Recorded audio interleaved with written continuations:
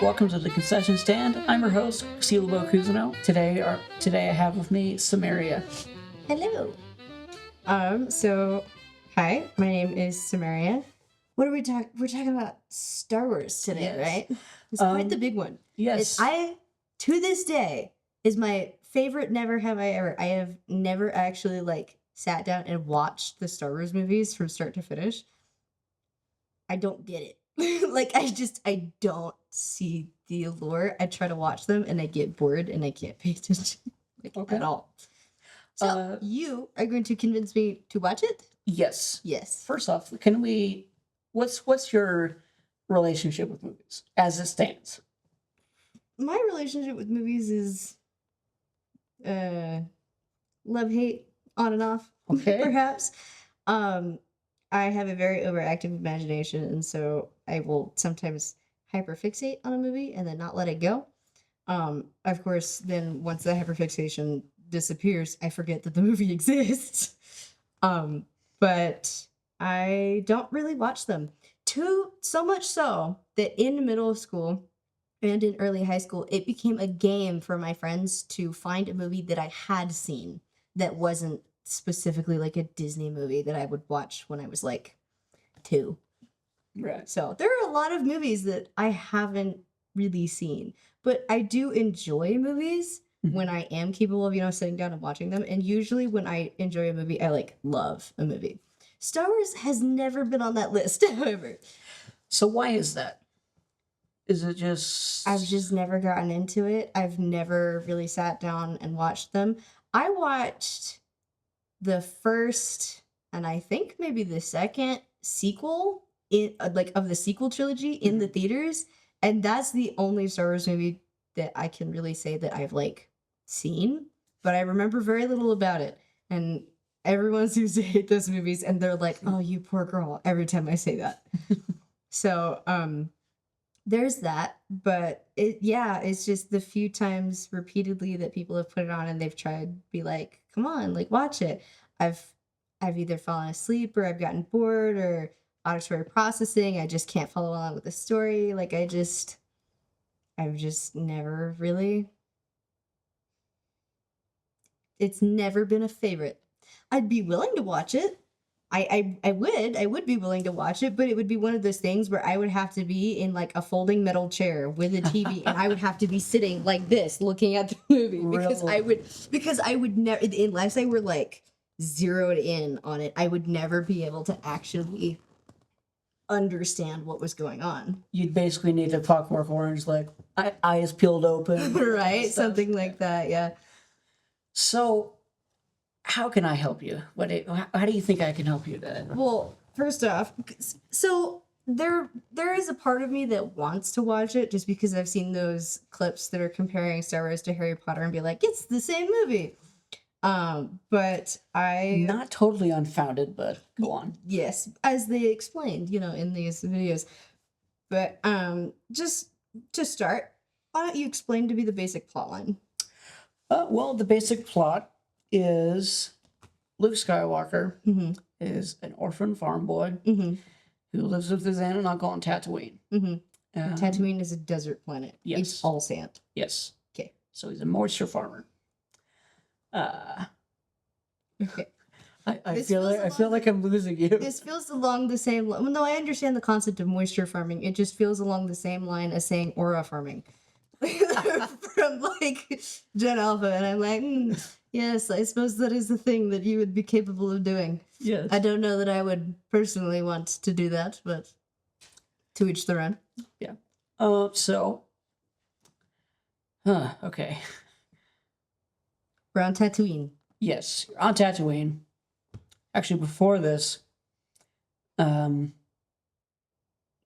Leia is being pursued by the Empire because she has been given plans to the Death Star, which is this planet-killing weapon. And the Empire really wants this. And so she's being pursued by Darth Vader. Why is Leia not with the Empire? No, she is basically the head of the rebellion. So the Empire are the bad guys. Yes. Okay. And okay, and she hides the Death Star plans in a droid. Yeah, and R2D2. Yeah, in R2. I know it, like, kind of it, but continue. Okay. It's you get to about Luke meeting Obi-Wan Kenobi and you lose me. That's where Okay. I get. Okay. But of course, as you're talking, I start to remember things. Okay. So if we just jump to that point. Right. So the way that the movie starts is that Leia is on a ship and she's being overrun by stormtroopers who never hit anything, apparently. Or so I'm told anyway. It's plot armor, but The Emperor, or not Emperor, the Empire really, really wants the plans to the Death Star. But Leia, as the head of rebellion, is like, aha, I got you, but I need to hide you. So I stick it in R2D2. And then we jump cut to Luke, who's on this desert planet, who's living with his aunt uncle. He also gets a droid. I think R2D2 is the droid that he gets. Yes. So R2 and 3PO, the gold guy, are so they are picked up by Jawas. Little, you'll know when you see them. Little guys in brown robes and glowing eyes. Okay. You would probably definitely recognize them. So they're picked up by Jawas, and so they get sold to the Skywalkers. And that's when Luke is cleaning R2 up.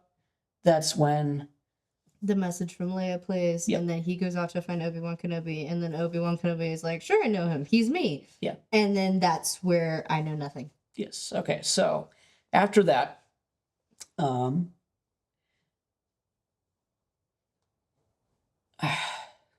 okay. After that, Obi-Wan's like, hey, you should come with me to Alderaan. Because that's where Leia is. Or at least her dad.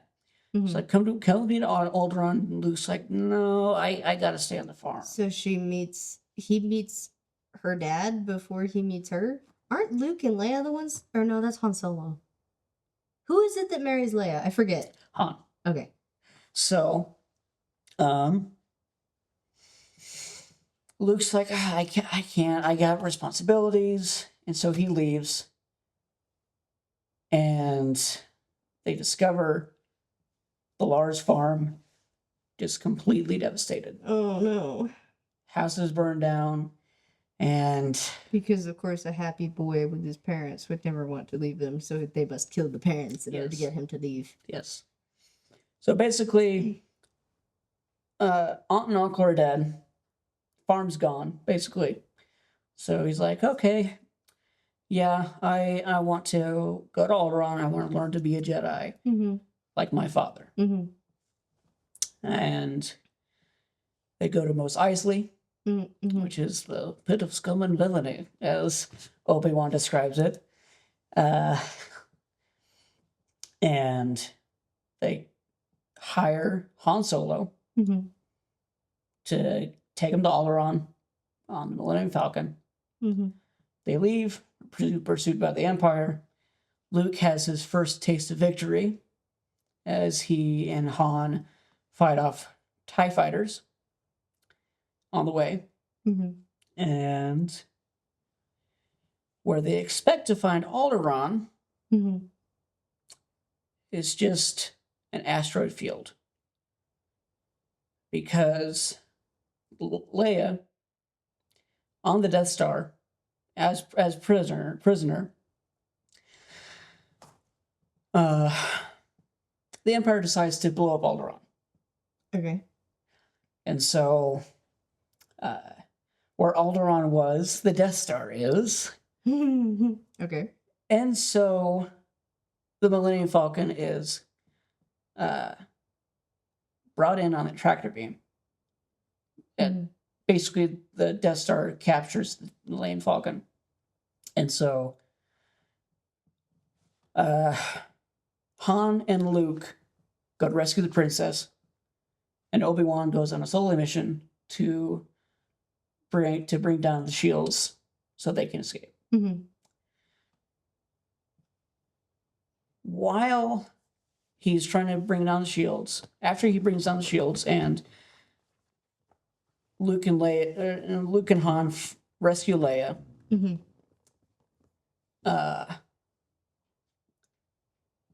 Obi-Wan encounters Darth Vader, and they duel, Mm-hmm. and Obi-Wan basically sacrifices himself to make sure that Luke gets away. Mm-hmm. And that spurs Luke to want to fight the Empire, to Mm-hmm. join the rebellion. Mm-hmm. And they use the plans so the Death Star plans revealed a weakness. Mm-hmm. And so basically, Because the Death Star was supposed to be like this indestructible force that no one could beat from the outside. yeah, So you had to blow it up from the inside, but that means you have to get inside. kind of. It's kind of convoluted, but there's basically like a maintenance trench around the outside, Mm-hmm. and at one end there's an exhaust port that leads directly to the reactor. And so this mission becomes, we're going to send a bunch of X-wings down this trench and fire torpedoes into this maintenance shaft, blow it up. Mm-hmm. And there's a precise targeting computer that every single pilot was relying on. Mm-hmm. And so towards the end of the battle, Luke's the only pilot left. And his targeting computer... Okay, so one guy already did use the targeting computer. It missed. Mm-hmm. And so it was like, okay, Luke, it's all up to you now. And My guess is that Luke did it manually. He didn't use the targeting computer. yes, he used the Force. As Obi-Wan says, through the Force, to use the Force. And he uses feelings to feel where and when to fire his torpedoes, and blew up. Okay. So that is the basic plot of Star Wars. Okay. I feel like I explained it badly. That's fine. So,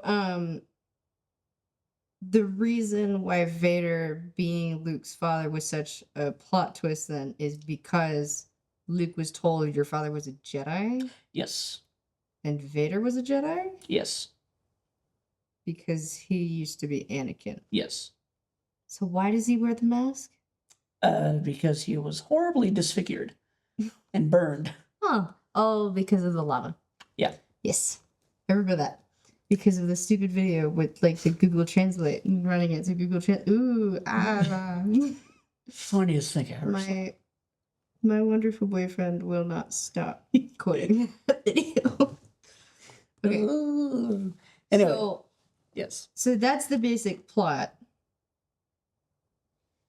But why is it so boring? compelling? Yeah, like why is it so compelling? Why has it gained such a cult following over the years? Well, there was, I think for one thing, you have to understand like what the cinematic climate was in the 70s. Mm-hmm. Like, Because it was released. Is that when it was released? yes, 1977. Mm-hmm. So the cinematic climate and sci-fi climate. Mm-hmm. So in cinema generally, it was very dark, drab. It just wasn't a great time in America.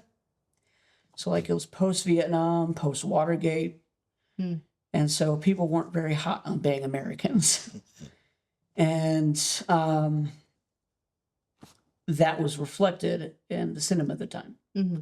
So like you have really like dark, depressing movies like The Godfather. Which I've also never seen. I have a list. Hold up. Pull up my document. Okay. So like Taxi Driver Mm. or which I've never heard of. It's This gets a so Martin much more Scorsese complicated film. when you start comparing it to other movies that I've never seen. it's a lot of like gangster crime dramas. Oh, I see. Okay. Yeah, so like The Godfather. Right. It was just a dark time for movies. Mm-hmm. And We were then in like the dark, the grim dark era, but in the 70s. Yes. And now we're repeating that in the 2020s. yes. So that was like the climate of cinema in general, and then you have with sci-fi, you have very campy and high-minded Star Trek. You have the campy Superman, and then you have very cerebral movies like 2001: Space Odyssey. You feel like Star Trek. What do you mean by high minded? Uh, Star Trek is more about philosophy. I don't see how that's a bad thing. I just don't like it as much. Anyway, it was campy. So, like, campy, cheap. And that was basically what everyone What do you mean expected. by campy? Like, what do you know about Star Trek? It's my mom's favorite show. In the very beginning of, I think, I don't know what specific iteration of Star Trek it might be Next Generation. I'm not sure.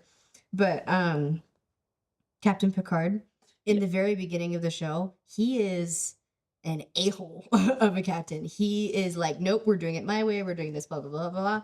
But then by the end of the series, he has like a full-blown extended character arc where he does develop as a character, which is something that isn't really seen in our more modern shows, where it's like, even you get those, monster of the week TV shows where someone will sit down and they'll be like, oh, I have this problem, and then they learn and they grow from it in the TV in the episode, and then next week, oh, I've forgotten everything that I learned. I'm acting exactly the same way. And oh, wouldn't you know it, 2 weeks later, we're learning the exact same lesson. And it just goes through this cycle where they milk it over and over again. And the characters learn, but then they never actually learn.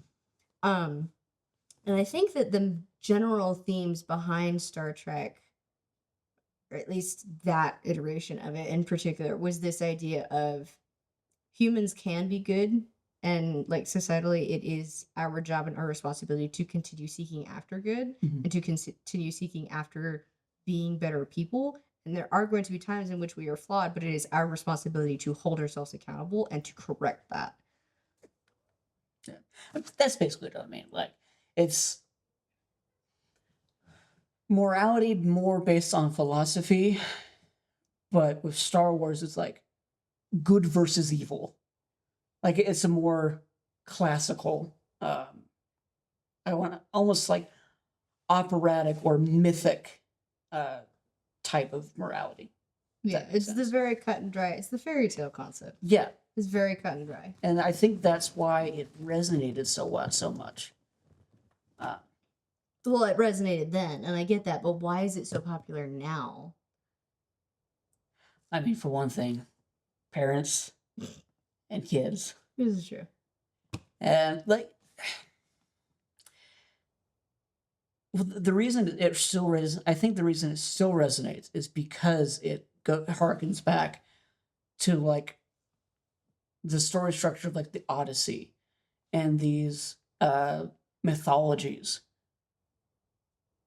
Like Going back to the hero's journey. Yes, Joseph Campbell. I assume you're aware of that. I am currently in English 150. We're like, our whole first essay of the semester was all surrounding the hero's journey and how you have the call to adventure, going to the new world. You have mentors and allies, and then as trials and monsters, and then sacrifice, transformation, prize, and power, and returning home unchanged.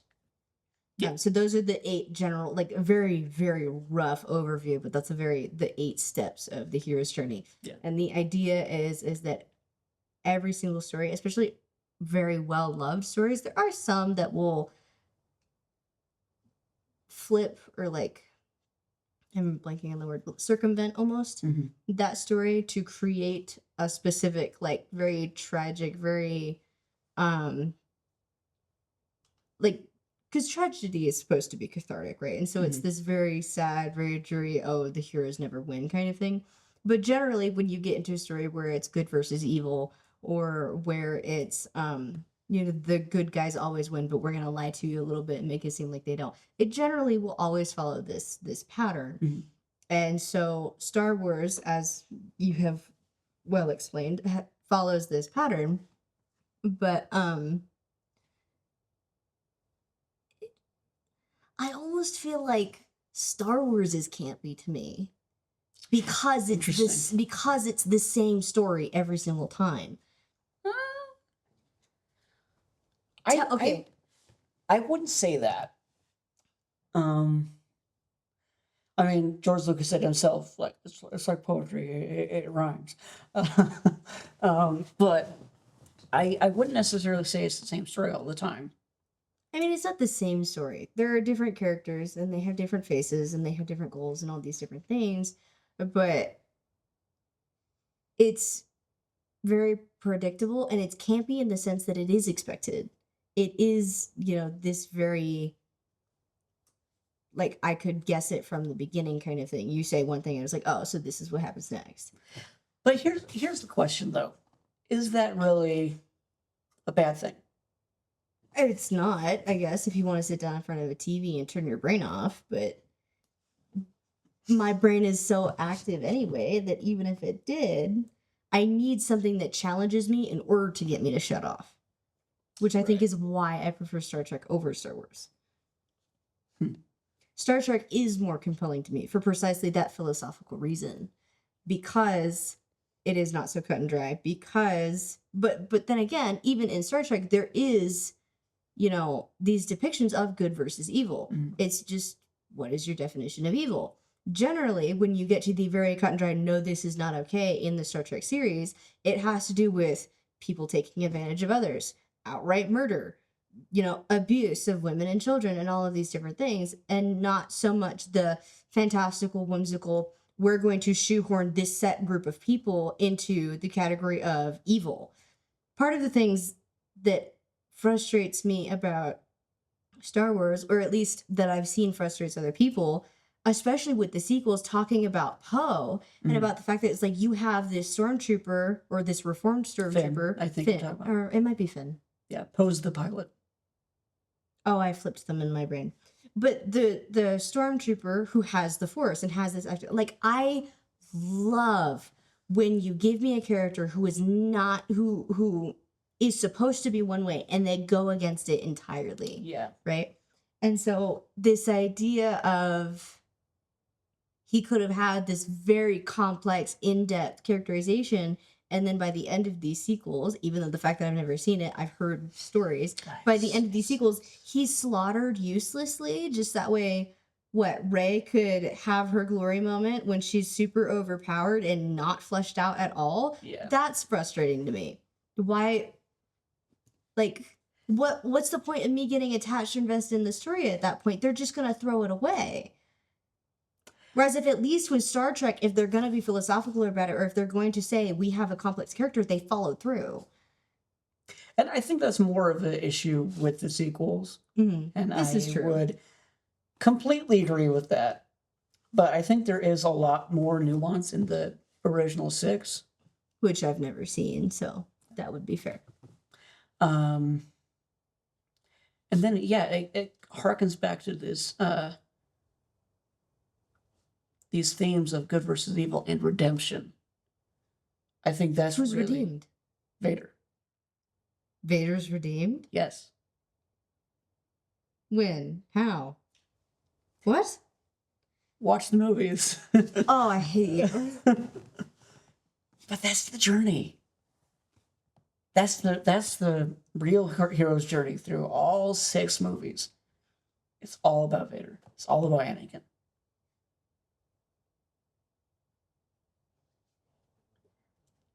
Okay, wait, hold on. You threw me for a loop there. Star Wars is not about this rebellion. It's not about No. Luke and Leia On and the surface, Han. maybe. The 6 movies are about Vader? Yes. The 6 movies are about Anakin Skywalker. Huh. It's so cool. Ah. So your pitch and your justification, or not, I shouldn't say justification, but your reasoning behind why Star Wars has been so popular is because it is familiar, is because it does call back to this Yes. very, very familiar and very well loved story of redemption and of good versus evil and of all these different things. Yeah. That's why I think it's stuck. For me, do you want to know why? Why do some of you the things? personally love Star Wars? I mean, it speaks to me, especially as a filmmaker. Mm-hmm. It's like when you dive into like what it took George Lucas to make that movie. Mm-hmm. It's incredible, and I guess going back to why it's so important culturally, and why it's still so prevalent is because of what it kicked off. Like, it changed cinema forever. Mm-hmm. Like, it changed sci-fi. Before it was all like squeaky clean and polished, but now with Star Wars, it's like this universe is ancient. Like everything's, it felt lived in. Oh, Yeah. Sci-fi back then used to be futuristic. Yeah. Not like it was like this is something we will get to, not Yeah. this is something that has been. Yeah. Oh. So that was part of it, right? And such a new concept. Mm-hmm. But personally, for George, he took it, I think, to 6 studios Wow. until someone at Fox said, "You know what? Fine, we'll give it a go." And then production was a whole other can of worms.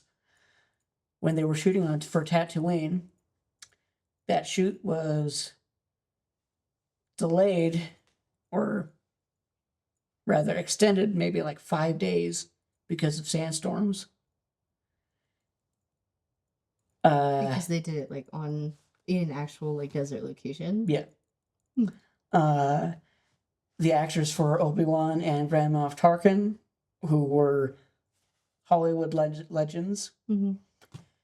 they thought it was a trash film, and so they were basically in it for the paycheck. Oh no. The British crew thought it was a kids show, so they didn't take it seriously. ILM, Industrial Lights, George started ILM Mm-hmm. specifically for Star Wars because there What is wasn't ILM? Industrial Light and Magic. Industrial line. Industrial Light and Magic. It's basically any modern movie you see, the special effects were done by ILM. Oh, okay. And in the 1970s, there weren't any special effects houses. And so, like, this giant space epic, he had to basically grassroots, like, everything. Hmm. And a lot of the time during when they were filming in Tunisia and in England for all the other stuff, ILM was basically tinkering around, and they had to create whole different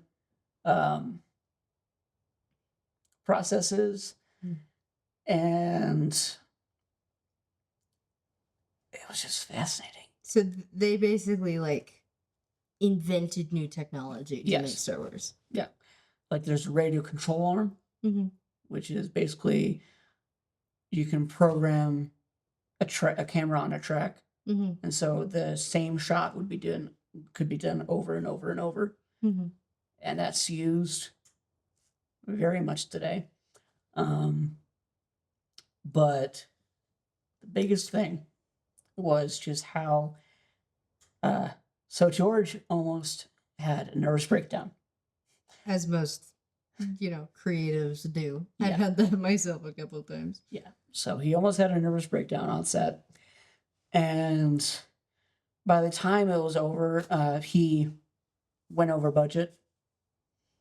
Probably about like 3 times or something. That's actually probably accurate. So he went over budget, which is insane because the budget was 11 million, all told. And it made 775 million. Wow. So that's 4 billion today in today's dollars. That's a lot. That's a lot of money. So with going over budget and going over schedule and all the nervous wreck he was when he wrapped and post-production was done, he didn't even go to premiere. Oh. He just went Poor to guy, that's a lot. he was just like, okay, I made it. I don't care if it's a success. I don't think it's going to be a success. I'm just going to go to Hawaii with Steven Spielberg and dream up Indiana Jones. And so he was on a beach in Hawaii when his friends called like, hey, you made a huge hit. He didn't believe it. And so to think that it almost wasn't is something that really speaks to me of like, that's why it's so important. But anyway, that's my spiel. Did I convince you? There's really no need for convincing. The reason that I met my boyfriend was because he was like, the reason why I got my boyfriend's number was because I was like, he likes Star Wars. I've never seen it. It's an easy thing that I can, get, ask for. That I can be like, hey, I want to hang out with you. Let's watch Star Wars. Yeah. So I, to this day, 6 months later, have still not watched Star Wars with him. And now I have a reason to, I suppose. Yeah. Cool. Well, thank you for having me. Yeah, you're This welcome. has been a whole lot of fun. And that's our show. Brought to you by Popcorn Fumes and a Prayer. Our executive producer is Penny Pincher. Director of photography is Cam Speed. Our first AD was Slade Clapper. Audio by Check 1 2. Legal by Sumi Idaria. Oh, I get it now. They're all puns. Oh. Makeup by Make You Pretty. Marketing wizard is Trey Lur. Our stunts were by Fallen Hard. Script notes were from Paige Turner. Editor Seymour Takes.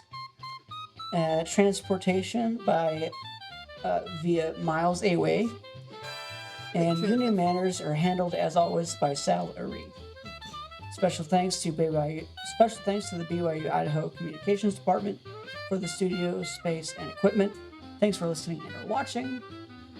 And remember, if it looks good, it was probably done in post.